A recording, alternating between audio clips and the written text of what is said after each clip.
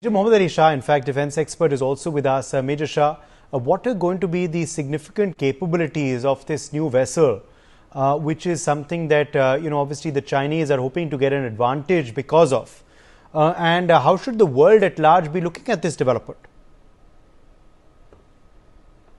Question. I learned a lot by the in-depth analysis of Group Captain Devnath. I mean, what a brilliant, the way he described everything in detail. Now, taking that further, now, as we all know, aircraft carriers are symbols of military power. And any country which possesses an aircraft carrier is considered to be very, very powerful and very strong at that, though they have an aircraft carrier. Now the country's capability, they project power beyond its borders. In fact, now China already, as brought out by Group Captain Devnath, they have three aircraft carriers: the Soviet vintage Liaoning, the indigenous built by China Shandong, and Fujing. Fujing is approaching operationalization and has impressed experts in its size, but it lacks nuclear propulsion.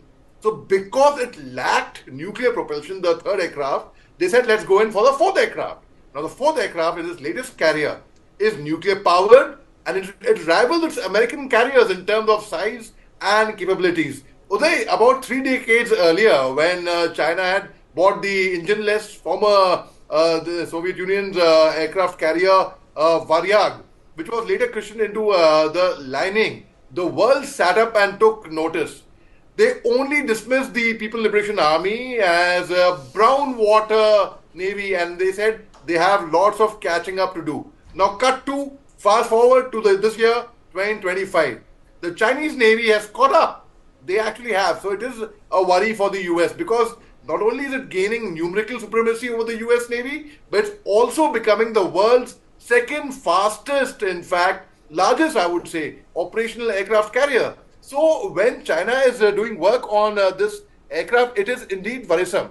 Now the satellite images of the prototype of the China's fourth aircraft carrier, which is designated, which is called Type 004, they show that it will have nuclear propulsion and compatible in size of America's biggest warship. Now this is an aircraft with China. I would call it in a way a dream project for China, because China prepares for three-front war. And they want to go in for that. Like the PLA Navy, they project power and the most advanced warships in 3 different regions.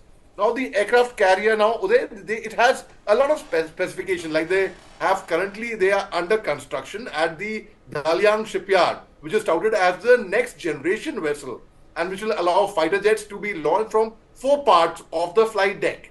Now, when they have, which they will allow from 4 parts of the flight deck, it is indeed, because it's an advanced version, it is indeed a worrisome for America also. The Americans analyze this and suggest that this indicates a...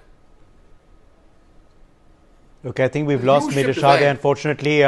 But those, of course, were the big details we were tracking on the broadcast.